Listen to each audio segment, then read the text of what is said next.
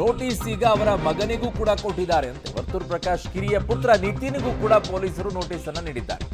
ಬಂಧಿತ ಶ್ವೇತಾಗೌಡ ನೀಡಿರುವ ಹೇಳಿಕೆಯನ್ನ ಆಧರಿಸಿ ಈ ನೋಟಿಸ್ ಅನ್ನು ನೀಡಿದ್ದಾರೆ. ಶ್ವೇತಾಗೌಡ ನಿತಿನ್ ಹಲವು ಬಾರಿ ಲಕ್ಷಾಂತರ ರೂಪಾಯಿ ಶಾಪಿಂಗ್ ಮಾಡಿರೋದು ಪತ್ತೆಯಾಗಿದೆ. ವರ್ತೂರ್ ಪ್ರಕಾಶ್ ಕಿರಿಯ ಪುತ್ರ ನಿತಿನ್ಗೂ ಕೂಡ ಈಗ ಪೊಲೀಸ್ ನೋಟಿಸ್ ಅನ್ನ ಕೊಟ್ಟಿದ್ದಾರೆ. ಬಂಧಿತ ಶ್ವೇತಾಗೌಡ ನೀಡಿರುವ ಹೇಳಿಕೆಯನ್ನ ಆಧರಿಸಿ ನೋಟಿಸ್ ಅನ್ನ ನೀಡಿರೋದು. ಶ್ವೇತಾಗೌಡ ನಿತಿನ್ ಹಲವು ಬಾರಿ ಲಕ್ಷಾಂತರ ರೂಪಾಯಿ ಶಾಪಿಂಗ್ ಮಾಡಿರೋದು ಈಗ ಪತ್ತೆಯಾಗ್ತಾ ಇದೆ. ಈ ಪ್ರಕರಣ ನೋಡ್ತಾ ಇದ್ರೆ ಇದು ವಿಚಿತ್ರವಾಗಿ ಕಾಣಿಸ್ತಾ ಇದೆ. ಆ ಕಡೆಗೆ ವರ್ತೂರ್ ಪ್ರಕಾಶ್ ಅವರು ಫೇಸ್ಬುಕ್ ಅಲ್ಲಿ ಪರಿಚಯ ಮಾಡಿಸ್ಕೊಳ್ತಾರೆ, ಖರ್ಚು ಮಾಡ್ತಾರೆ, ಅದಕ್ಕೆ ಯಾವುದಕ್ಕೂ ಇರುತ್ತೆ, ಅವ್ರ ಹತ್ರ ಸಾಲ ಏನೋ ಇಸ್ಕೊಳ್ತಾರೆ. ಅವರ ಮಗ ಎಂಟ್ರಿ ಕೊಡ್ತಾ ಇದ್ದಾನೆ. ಈಗ ಮಗನಿಗೂ ನೋಟಿಸ್ ಅನ್ನ ಕೊಟ್ಟಿದ್ದಾರೆ, ಅವರು ಶಾಪಿಂಗ್ ಮಾಡ್ತಾರಂತೆ. ಏನು ನಡೀತಾ ಇದೆ ಈ ಪ್ರಕರಣದಲ್ಲಿ? ಬಹಳ ಇಂಟ್ರೆಸ್ಟಿಂಗ್ ಆಗಿದೆ ಈ ಪ್ರಕರಣ. ನೋಡೋಣ, ತನಿಖೆಯನ್ನು ಪೊಲೀಸರು ಸಂಪೂರ್ಣವಾಗಿ ಮಾಡಿದಾಗ ಒಂದೊಂದು ಎಳೆಗಳು ಕೂಡ ಆಚೆ ಗೊತ್ತಾಗುತ್ತೆ. ಗುಲಾಬ್ ಜಾಮೂನ್ ಯಾರು, ಮೈಸೂರು ಪಾಕ್ ಯಾರು, ಇನ್ನೊಂದು ಕಡೆಗೆ ರಸಗುಲ್ಲ ಯಾರು ಅಂತ ಹೇಳಿ. ಉಮೇಶ್, ಈಗ ಈ ಪ್ರಕರಣ ಒಂದೇ ದಿಕ್ಕಿನತ್ತ ಹೋಗೋ ರೀತಿಯಲ್ಲಿ ಕಾಣಿಸ್ತಾನೆ ಇಲ್ಲ ಈ ಪ್ರಕರಣ ಉಮೇಶ್. ಯಾಕಂದ್ರೆ ಮೈಸೂರು ಪಾಕು, ರಸಗುಲ್ಲ, ಗುಲಾಬ್ ಜಾಮೂನು ಇವೆಲ್ಲ ಸ್ವೀಟೇ. ಸೊ ಅಲ್ಲೇ ಸುತ್ತಮುತ್ತಲೇನೆ ಇರ್ಬೇಕನ್ಸುತ್ತೆ, ಯಾವ್ಯಾವುದೋ ಬೇರೆ ಬೇರೆ ಕಡೆಗೆ ಹೋಗ್ತಾ ಇಲ್ಲ. ಈ ತಂದೆ ಮತ್ತು ಮಗನ ಲೆಕ್ಕಾಚಾರಗಳೇನು ಶ್ವೇತಾಗೌಡನ ವಿಚಾರದಲ್ಲಿ?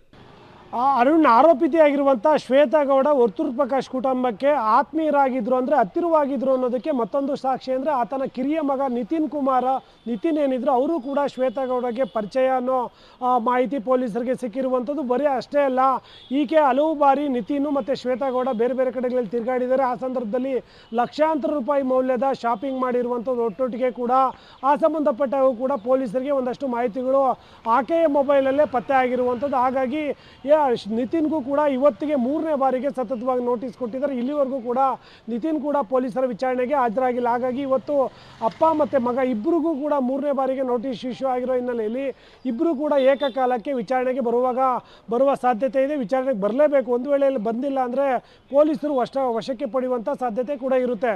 ಮತ್ತೊಂದು ವಿಚಾರ ಏನಂದರೆ, ಇದೇನು ವಂಚನೆ ಪ್ರಕರಣ, ಜ್ಯುವೆಲರಿ ಶಾಪ್ ವಂಚನೆ ಪ್ರಕರಣ ಏನಿದೆ, ಬರೀ ಆ ಸಂಬಂಧಪಟ್ಟ ಹಾಗೆ ಮಾತ್ರ ಪೊಲೀಸರು ತನಿಖೆ ನಡೆಸ್ತಾ ಇರುವಂಥದ್ದು. ಹಾಗಾಗಿ ಅಪ್ಪನ ಪಾತ್ರ ಏನು, ಮಗನ ಪಾತ್ರ ಏನು ಅನ್ನೋದ್ರ ಬಗ್ಗೆ ಪೊಲೀಸರು ವಿಚಾರಣೆ ನಡೆದಿರುವಂಥದ್ದು. ಇದ್ರ ಜೊತೆಗೆ ಈಕೆ ನಡೆಸ್ತಾ ಇರುವಂಥ ಐಷಾರಾಮಿ ಲೈಫ್ ಸ್ಟೈಲ್ನ ಪೊಲೀಸರು ಕೂಡ ಮುಂದಿನ ತನಿಖೆಯಲ್ಲಿ ಪತ್ತೆ ಮಾಡಬೇಕಾಗಿರುವಂಥದ್ದು. ಆ ಪತ್ತೆ ಆದ ನಂತರದಲ್ಲಿ ಬೇರೆ ಯಾರ ಜೊತೆಗೆ ಈಕೆ ಟಚ್ಚಲ್ಲಿದ್ದಾಳೆ, ಆಕೆ ವ್ಯವಹಾರ ಏನು, ಅವರಿಬ್ಬರ ನಡುವಂಥ ಸಂಬಂಧ ಏನು, ಎಲ್ಲವೂ ಕೂಡ ಗೊತ್ತಾಗಬೇಕಾಗಿರುವಂಥದ್ದು. ಇವತ್ತರ ಪ್ರಕರಣಕ್ಕೆ ಸಂಬಂಧಪಟ್ಟ ಹಾಗೆ ಇವತ್ತು 9:30 ಹೊತ್ತಿಗೆ ಅಪ್ಪ ಮತ್ತು ಮಗ ವಿಚಾರಣೆಗೆ ಬಂದ ನಂತರದಲ್ಲಿ ಎಲ್ಲದಕ್ಕೂ ಕೂಡ ಉತ್ತರ ಸಿಗಬೇಕಾಗಿದೆ.